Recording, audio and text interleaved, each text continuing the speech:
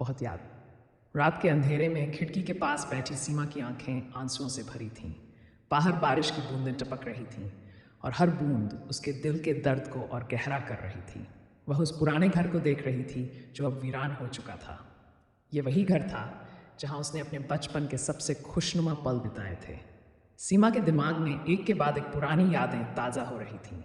उसे अपने दादा दादी की बहुत याद आ रही थी जो हमेशा उसके साथ होते थे। दादा की मीठी कहानियाँ और दादी के हाथों का बना खाना, सब कुछ अब बस यादों में ही था। जब वह छोटी थी, हर शाम वे सब मिलकर आंगन में बैठते और दादा कहानियाँ सुनाते थे। दादी प्यार से उसके बालों में तेल लगाती और सीमा महसूस करती जैसे दुनिया की सारी खुशियाँ उसी के पास हों। लेकिन समय बीता और सब कुछ बदल गया। दादा दादी की मृत्यु के बाद वह घर खाली हो गया। परिवार शहर चला गया और सीमा भी पढ़ाई के लिए दूसरे शहर चली गई।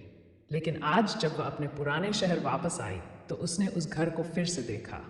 घर की दीवारें अब भी वही थीं, पर उनमें वह पहले जैसी गर्माहट नहीं थी। हर कोने में सन्नाटा पसरा हुआ था, जैसे सब कुछ उसे पुकार रहा हो। सीमा खिड़की के पास बैठकर सोच रही थी कि कैसे वह समय वापस ला सके, जब वह निश्चिंत थी, जब उसे सिर्फ प्यार और अपनापन ही महसूस होता था। उसे अभी याद था जब वह आखिरी बार दादी से मिली थी।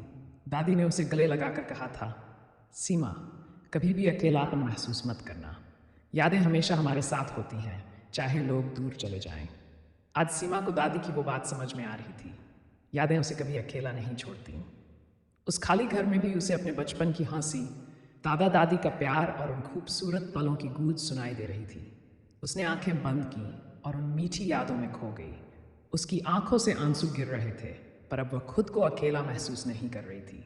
उसकी यादें उसके साथ थीं, हमेशा के लिए। यह कहानी हमें बताती है कि हमारी पुरानी यादें हमें कभी अकेला नहीं छोड़ती।